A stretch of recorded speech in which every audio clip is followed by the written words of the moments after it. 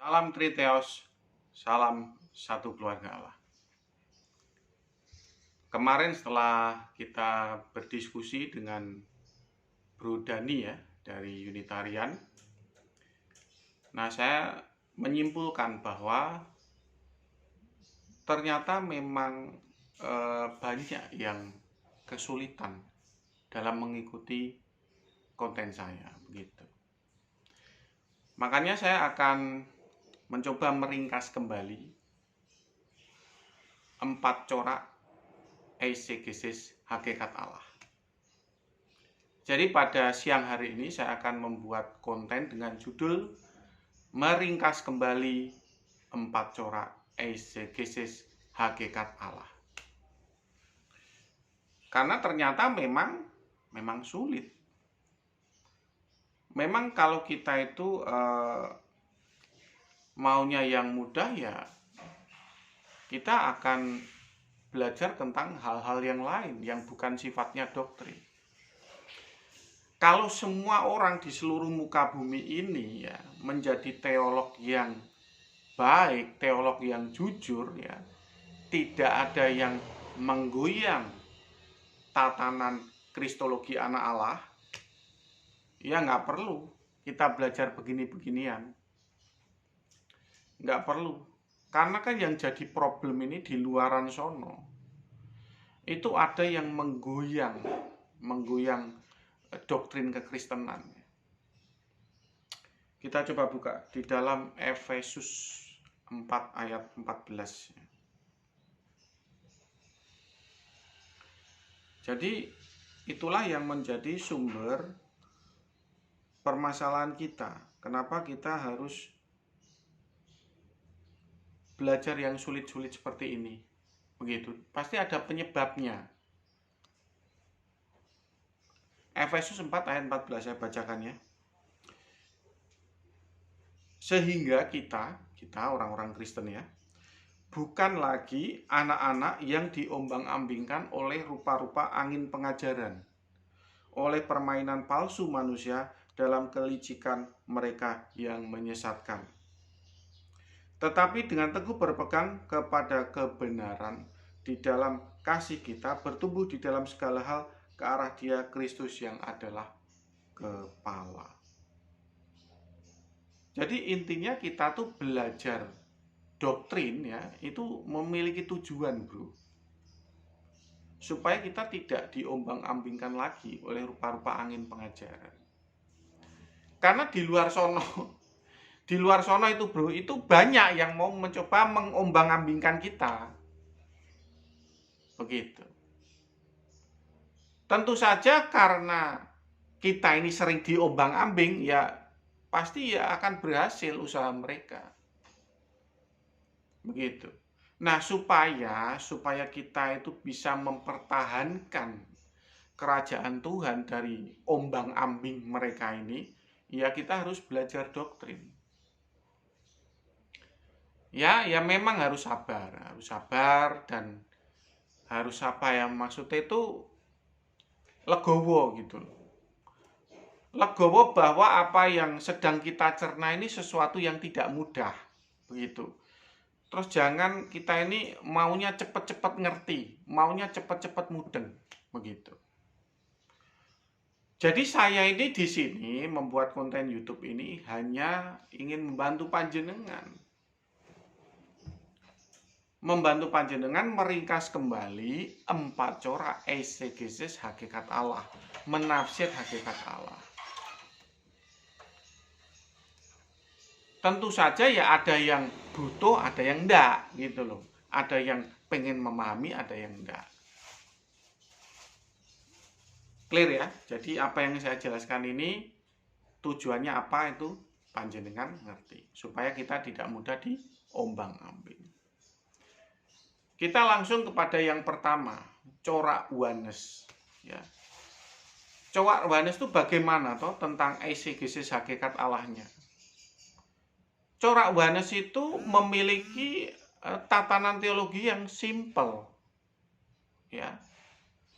Allah Esa sebagai monarkinya atau sebagai dalang atau sebagai yang menyetir wayang-wayangnya itu ada di atas sini. Ini Allah Esa ini, ya. Paham ya? Allah Esa. Lalu kemudian memiliki wayang yang pertama di Alkitab kita sebut itu Bapa. Bapa ini bukan Allah Esa, ya. Bapa ini adalah wayang dari Allah Esa. Wayang atau yang digerakkan atau yang memiliki perwujudan. Begitu. Di dalam pembaptisan ya, bersuara, inilah anakku yang kukasihi, kepadanya lah aku berkenan, dengarkanlah akan dia. Itu siapa yang bersuara? Itu Allah Bapa. Siapa yang bersuara? Allah Bapa ya. Allah Bapa itu digerakkan oleh Allah Esa ini. Allah Esa menggerakkan Allah Bapa, Allah Esa juga menggerakkan anak Allah, Allah Esa menggerakkan juga Allah Roh Kudus. Roh Kudus Allah ini, burung merpati, semuanya digerakkan oleh Allah Esa. Inilah tatanan teologi doktrin Oneness. Ya. Allah Esa dengan wayang-wayangnya. Begitu. Nah, karena tatanan teologi ini sangat wagu, ya, sangat wagu dan hampir-hampir kalau tatanan teologi ini dibuka, begitu, dijelaskan kepada pengikutnya, ya, orang-orang yang mendengarkan tatanan teologi Oneness itu pasti mengernyitkan dahi. Apa benar seperti ini? Kok kita ini kayak orang bodoh mendengarkan tatanan teologi seperti ini? Nah, karena tatanan teologi yang wagu seperti itu ya, Allah Esa dengan segala wayangnya begitu. Makanya orang ya teolog Oneness itu tidak pernah menjelaskan tatanan teologinya. Ngerti ya? Nggak pernah. Nggak pernah. Pasti pokoknya dia itu fokus kepada salah satu ayat ya, terutama Ulangan 6 ayat 4 ya. Allah itu Esa, lalu dijejalkan kepada umatnya, dijejalkan kepada orang yang percaya pada doktrin Oneness. Alkitabiah, ya. Alkitabiah. Allah itu Esa. Ulangan 6 ayat 4, Tuhan itu Allah kita itu Esa. Nah, orang yang dengar itu kan terpesona. Iya, sesuai Alkitab. Iya, Allah itu Esa, manggut-manggut. Masuk dia ke dalam corak doktrin Oneness. Paham ya? Paham ya? Jadi seperti itu cara bekerjanya doktrin Oneness itu untuk memperoleh pengikut. Ya. Lalu yang kedua itu adalah doktrin homoousios. Homoousios ini repot, bro. Kenapa repot? Karena terbagi 3. Ya. Homoousios itu terbagi 3. Ya, saya langsung saja yang pertama itu adalah homoousios hypostasis. Homoousios hypostasis itu sebetulnya mirip dengan Oneness. Ya, tapi yang Oneness itu Allah Bapa itu wayang ya. Wayang dari Allah Esa. Nah, ini berbeda. Kalau untuk homoousios hypostasis, Allah Bapa ini yang menjadi monarkinya atau dalangnya. Begitu. Nah, kalau untuk apa namanya, untuk Oneness itu disebut dengan modalismenya atau wayangnya, tapi sebutan untuk anak dan Roh Kudus itu bukan wayang, tapi disebut dengan hipostasis atau substansi. Makanya saya sebut ini istilahnya adalah homoousios hypostasis. Ya, hipostasis ini mereka mengambil dari mana? Dari interlinear Ibrani 1 ayat 3.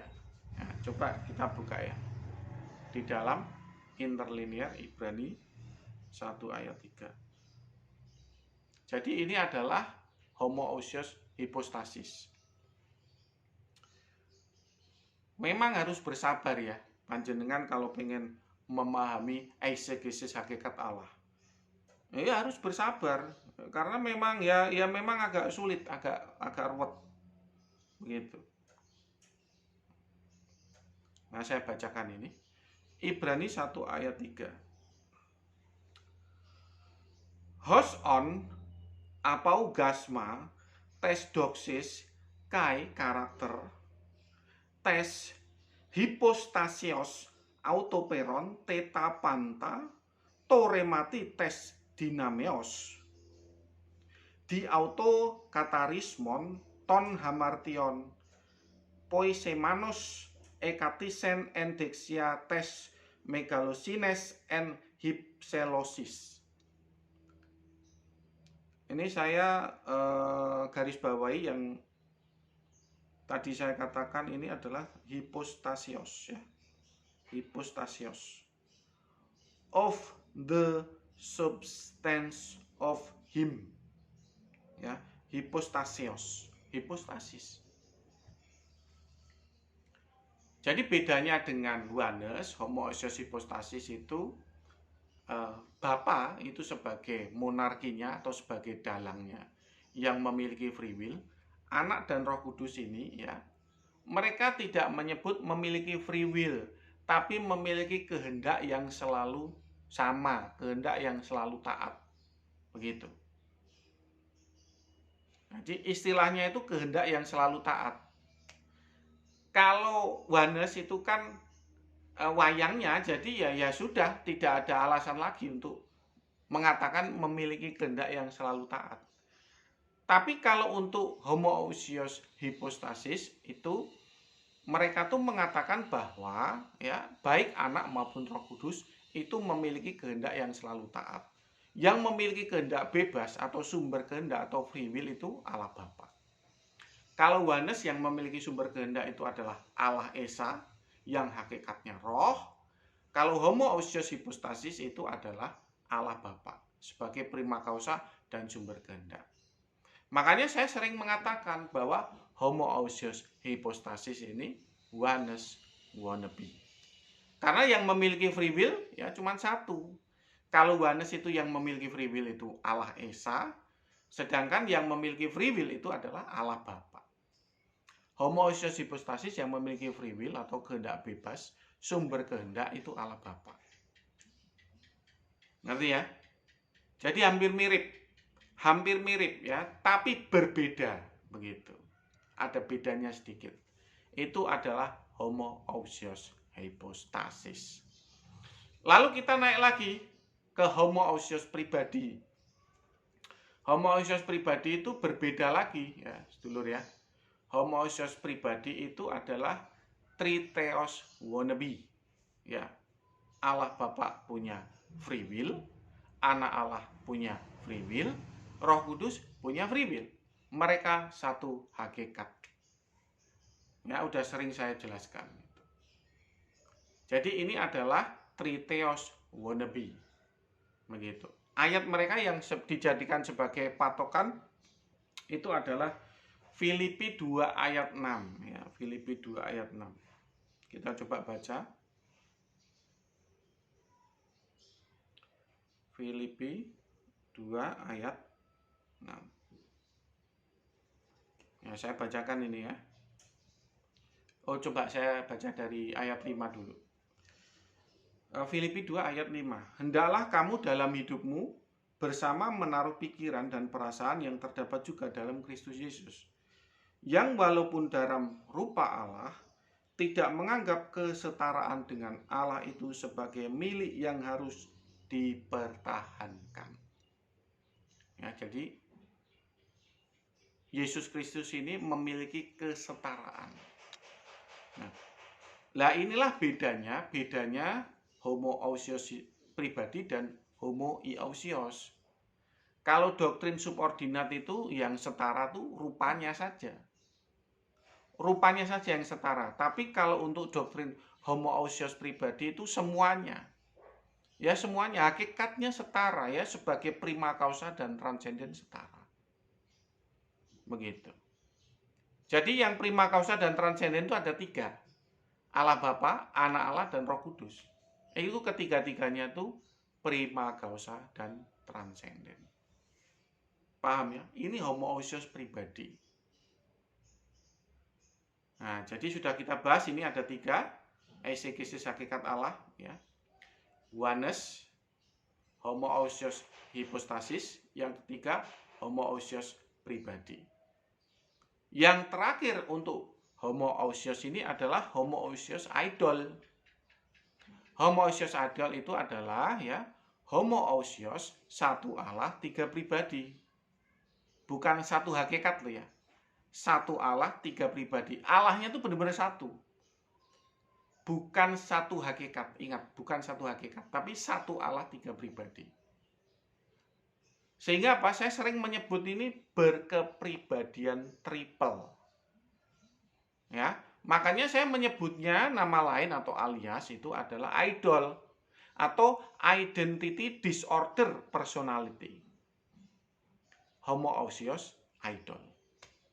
Satu benar, tiga juga benar. Begitu.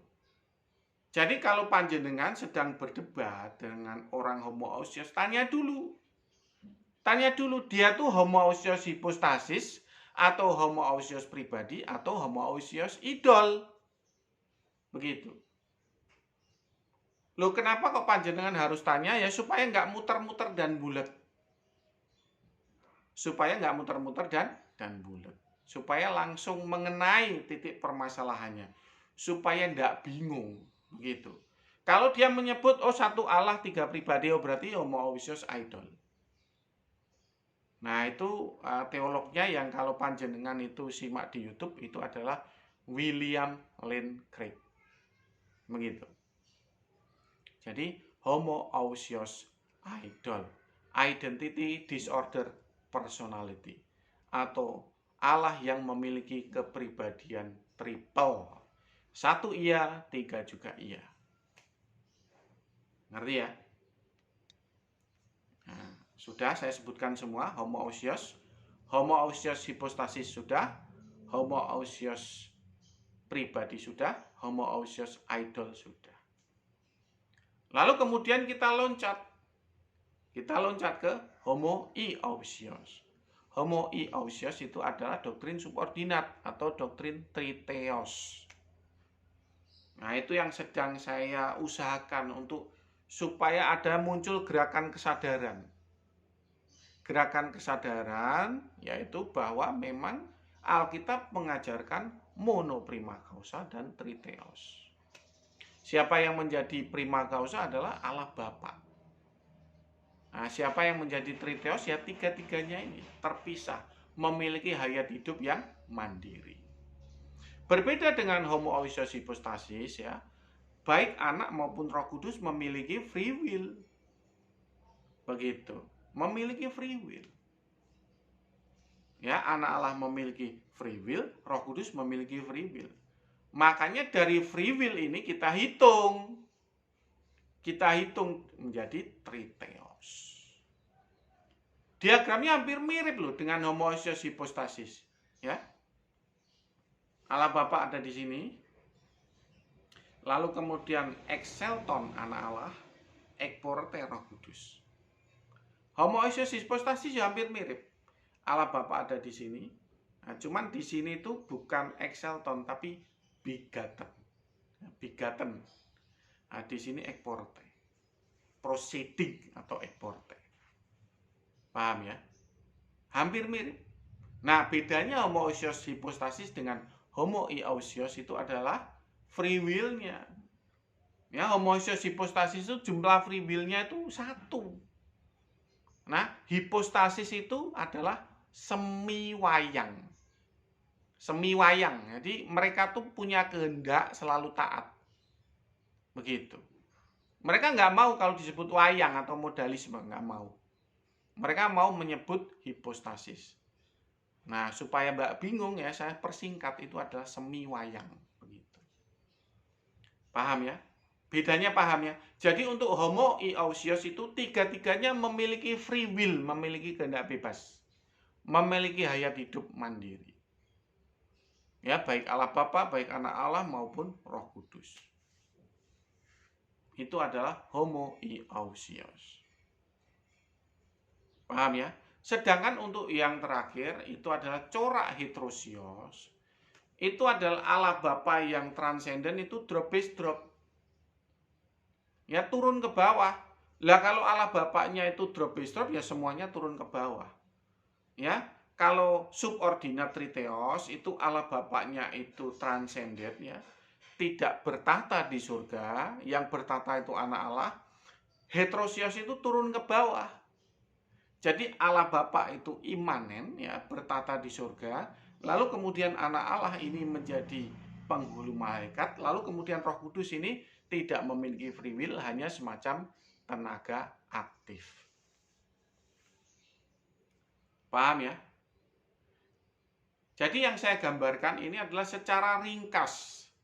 Secara ringkas bagaimana panjenengan ini memahami empat corak eisegesis hakikat Allah. Begitu. Nah, setelah panjenengan pahami secara ringkas ini ya, panjenengan renungkan lalu kemudian teliti ayat-ayatnya. Lalu kemudian panjenengan mencoba merenungkan ya, apa yang menjadi titik pembobotan semua doktrin-doktrin ini begitu. Panjenengan nanti akan mulai mengerti, akan mulai memahami semua tentang empat corak ini, empat corak eisegesis hakikat Allah ini. Ya memang harus sabar bro. Karena apa? Perbedaannya tuh sangat tipis. Ya tipis-tipis perbedaannya itu. Iya. Lah dengan panjenengan tuh memang pengen mencari tahu tentang corak trinitas, corak eisegesis hakikat Allah atau enggak? Begitu. Ya kalau nggak pengen tahu ya jangan pelajari ini. Begitu. Karena membuat otak Anda ini berasap.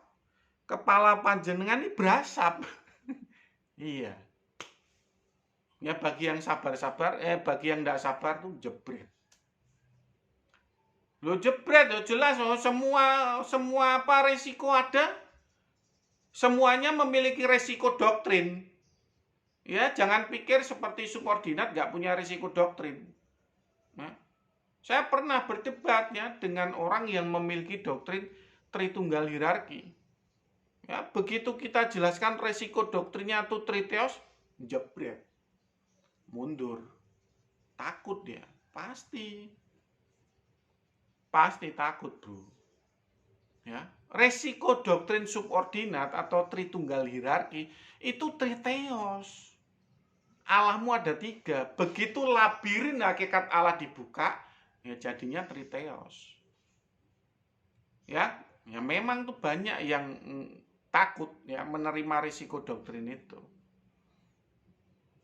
Ya, sulit memang sulit. Ya, sulit bro, sulit. Tapi semoga apa yang saya sampaikan ini tidak membuat panjenengan menyerah. Begitu. Apa yang saya sampaikan ini ya sebetulnya itu hanya meringkas saja. Ya, meringkas saja karena gini bro, kemarin setelah saya berdiskusi dengan Pak Dhani ya, mereka menginginkan ya istilah-istilah itu ya dijelaskan begitu. Padahal memang konten saya itu sudah saya jelaskan semua. Tapi karena ada permintaan ya waktu diskusi kemarin ya sudahlah saya coba ringkas ini dalam satu konten ini. Nanti mereka kalau nggak ngerti kan ya pasti akan cari tahu sendiri. Kalau memang minat loh ya. Minat untuk mengetahui eisegesis hakikat Allah. Paham ya? Jadi ini apa yang saya sampaikan semoga bisa membantu panjenengan. Ya uraian yang singkat ini dan ringkas ini semoga panjenengan bisa memahaminya dengan baik. Ya. Tentu saja apa yang saya sampaikan ini tidak sempurna. Yang panjenengan nanti sempurnakan saat kita berdebat atau berdiskusi. Ya kan kita buka itu channel diskusi debat itu lewat StreamYard begitu. Kalau ada yang punya Zoom ya, itu ya bolehlah saya nimbrung di sana begitu. Paham ya? Paham ya? Ya jangan menyerah bro untuk memahami eisegesis hakikat Allah. Ya walaupun sulit begitu tetap berjuang. Tetap berjuang. Loh begini loh bro, itu adalah salah satu aplikasi kita itu mengasihi Tuhan dengan segenap akal budi kita. Ngerti ya? Ya memang ya, ada 4 corak ini memang ruwet. Ruwet. Nah, tapi kalau panjenengan terbiasa merenungkan hakikat Allah begini, panjenengan akan menjadi teolog yang cerdas, yang tidak mudah di-brainwash dan ditipu oleh para teolog, para pengajar panjenengan. Gitu aja, sedulur ya, apa yang saya sampaikan. Semoga bisa membantu dan menjawab pertanyaan yang kemarin disampaikan waktu kita diskusi bareng. Saya akhiri apa yang saya sampaikan pada siang hari ini. Saya ucapkan salam Triteos, salam satu keluarga Allah. Tuhan memberkati.